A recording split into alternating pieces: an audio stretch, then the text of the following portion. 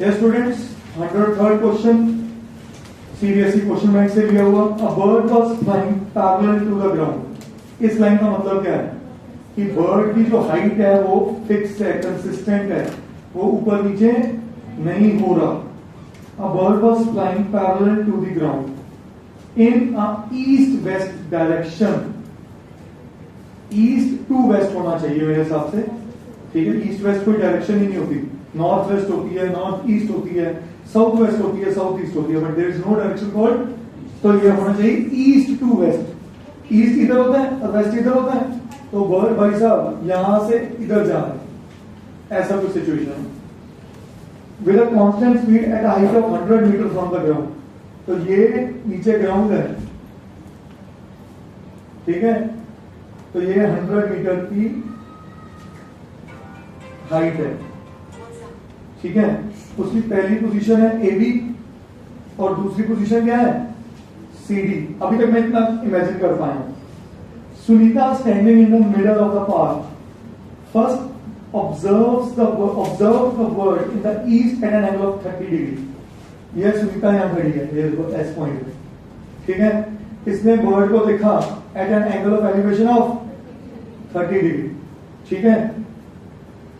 After 2 minutes she observed a bird in the west from the same position making an angle of 45 degree। हाँ जी, फिर उसने उसी bird को देखा making an angle of 45, क्योंकि उसने अपनी पोजीशन नहीं बदली, ठीक है बच्चा। Find the speed of the bird. इस पूरी जर्नी को कवर करने के लिए उसको कितने टाइम लगा 2 minutes, सही है, sure. Find the speed of the bird. Draw a rough diagram to represent and show your work. Yes, Miss Mar, कैसे कर सकते हैं इस क्वेश्चन को? वेरी गुड, हो गया क्वेश्चन, यही सुनना था। डीएस और एसबी फाइंड किया, ये डीबी का डिस्टेंस एसी के बराबर है, एसी से डिस्टेंस आ गया, टाइम पता है, distance upon time is speed. बहुत बढ़िया, ठीक है। चलो समझते हैं इस क्वेश्चन में लिखना कैसे है।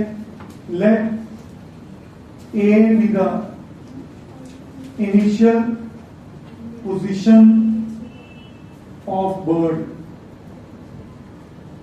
let C be the final position of bird, let S be the position of Sunita,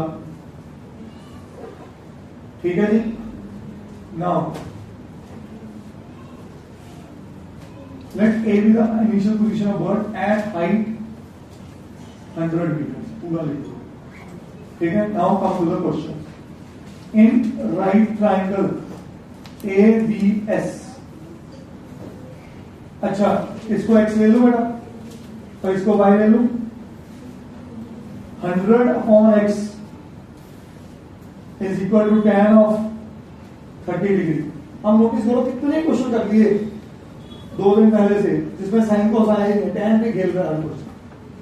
h upon 100 upon x is tan 30, tan 30 is,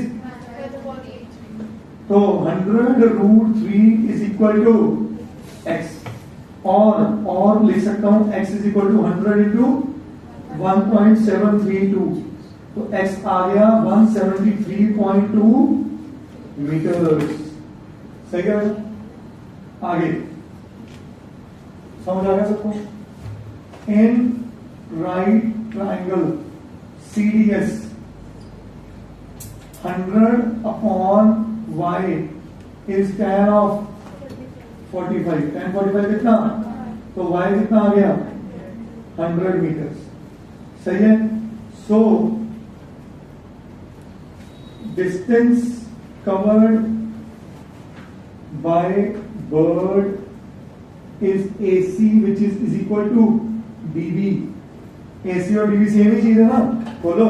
तो डीबी को मैं लिख सकता हूं बेटा क्या, y प्लस एक्स।